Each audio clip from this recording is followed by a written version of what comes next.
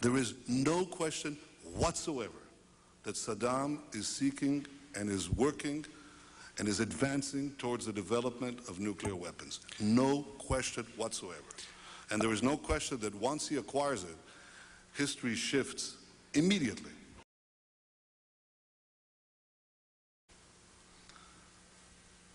The dangers posed by a nuclear-armed Saddam were understood by my country 2 decades ago, well before September 11th. In 1981, the late Prime Minister of Israel, Menachem Begin, dispatched the Israeli Air Force on a pre-dawn raid that destroyed the Iraqi nuclear reactor at Osirak. This probably took place months away from Saddam's ability to assemble the critical mass of plutonium for the first atomic bomb, or more than one. And today the United States must destroy the same regime because a nuclear-armed Saddam will place the security of our entire world at risk. And make no mistake about it, if and once Saddam has nuclear weapons, the terror network will have nuclear weapons. 2 decades ago, it was possible to thwart Saddam's nuclear ambitions by bombing a single installation. But today, nothing less than dismantling his regime will do, because Saddam's nuclear program has fundamentally changed in those 2 decades. He no longer needs one large reactor to produce the deadly material necessary for atomic bombs. He can produce it in centrifuges the size of washing machines that can be hidden throughout the country. And I want to remind you that Iraq is a very big country. It is not the size of Monte Carlo. It is a big country.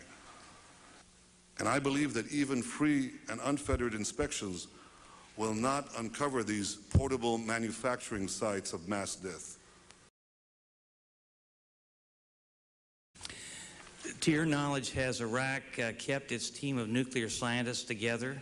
And is that an indication that they're going to continue to develop nuclear weapons? Also, what nations are aiding Iraqi, if you know, in the nuclear program?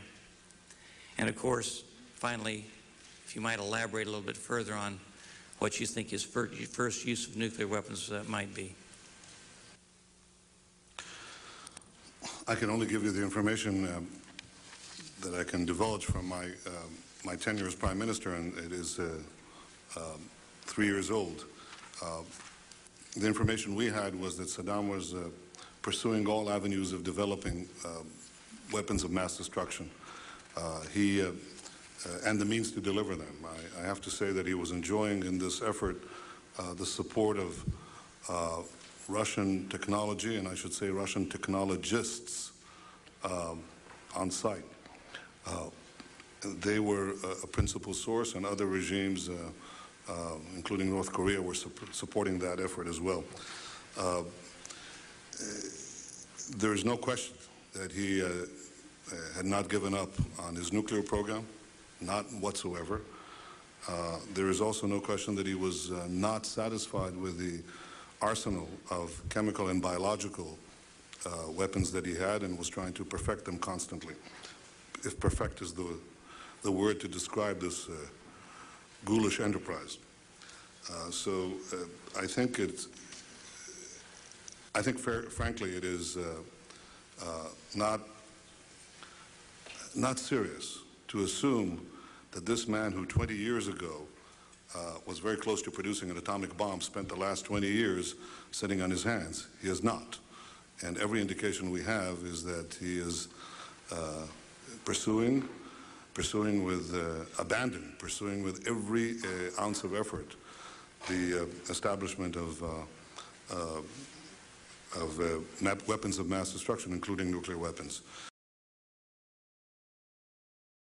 Saddam is hell-bent on achieving atomic bombs, atomic capabilities as soon as he can. But I also say that if you connect the dots, you know, here's a man who from the minute he achieved powers, is trying to create a nuclear weapon. 20 years ago, he's very close to producing it. He's foiled. He changes the technology to centrifuges that will prevent him being foiled again. We know that he's taking in nuclear technologists and nuclear technology from various countries. We know that he's developing the means to deliver these weapons. We have defectors who describe how committed he is to this above all else. So we have all these dots, and we say, well, we don't know exactly what is happening. You know, it's like you're about to see somebody plunge the knife into someone. You're looking through a keyhole. You followed a murderer. You know that he's suspected of, he's already killed a few people, and you see him trailing somebody, and you're trailing him. You go, he shuts the door, you're looking through the keyhole, and you see him grasping the throat of this person, raising the knife, and then the light goes out, and the next thing you know is a body is found. And you can say, well, you know, I didn't actually see him on flagrante, in the act, if you will. But I think, Mr. Kucinich, that it is simply not reflecting the reality to assume that Saddam isn't feverishly working to develop nuclear weapons as we speak. The question I had, though, do you have any indication that Saddam Hussein is going to attack Israel? Oh, if he will attack Israel. Absent a preemptive launch by the United States. I think it's, I cannot tell you that he will attack Israel at a particular time. My friend, whom I respect a great deal, the Pulitzer Prize-winning writer Charles Krauthammer, said that in the 1990s, America slept and Israel dreamed. And he said that on September 2000, Israel woke up with the beginning of the terror campaign launched against it. And a year later, in September 2001, America woke up with the bombing of New York and Washington. It's a cat and mouse game, and he's the cat, and he's successful cat. It is not very difficult to deceive inspectors. It's not even very difficult to deceive satellite inspection. You can burrow tunnels and hide the earth. Did you ever see The Great Escape, the movie The Great Escape? Remember that movie? You know, where all these guys come out and they have the sand which they distribute through the trousers while they're walking the yards. That's essentially what dictators do. They can create tunnels and labyrinths that you'd never discover that are impervious to radar and other means. They can, when you have an entire country to hide portable centrifuges that are a little bigger than those two cameras, it's not very difficult. You can get away with it, and he has gotten away with it, frankly.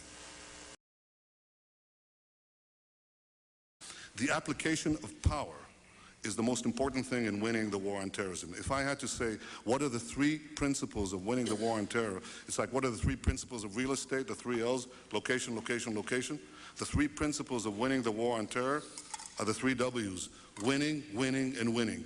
The more victories you amass, the easier the next victory becomes. The first victory in Afghanistan makes the second victory in Iraq that much easier. The second victory in Iraq will make the third victory that much easier too, but it may change the nature of achieving that victory. It may be possible to have implosions taking place. I don't guarantee it, Mr. Turney, but I think it makes it more likely, and therefore I think the choice of Iraq is a good choice. It's the right choice. Yeah.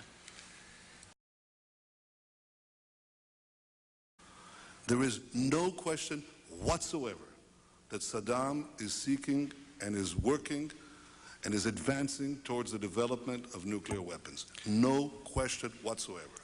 And there is no question that once he acquires it, history shifts immediately.